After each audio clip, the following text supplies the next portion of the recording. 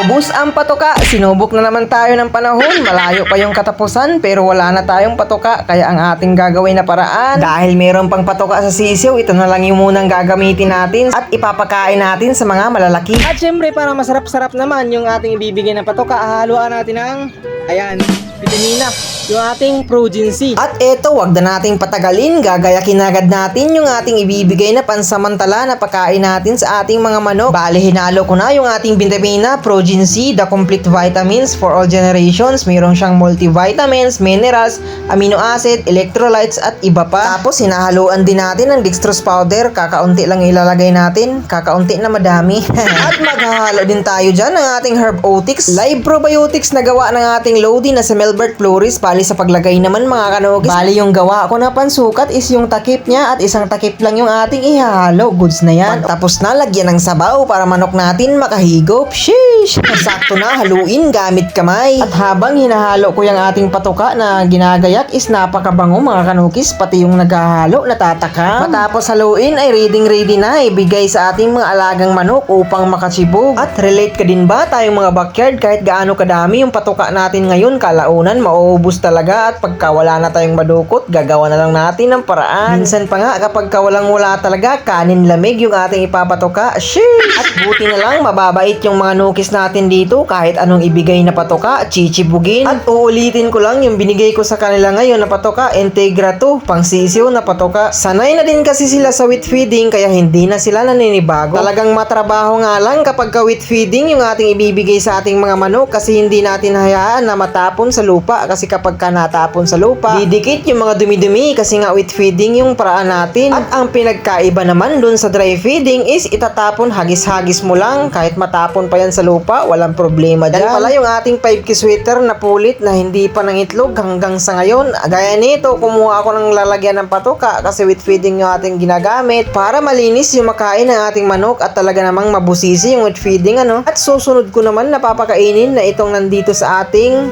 flying pen. Inuna natin bigyan dito yung ating naglilimlim na si Raptor Roundhead from Hop and Sons Game Farm. Tapos next natin yung ating running 5 months old ngayong September 3, yung ating tatlong magkakapatid na anak ni Kanaway at anak ng ating white dome na inahin, kaya ang naging resulta parang may Kanaway bulik. At masasabi ko din na medyo maayos din yung pagkatimpla. Ayan gaya nito, puting bulik. Yan mga nukis, para siyang kanawayon, para siyang puting bulik.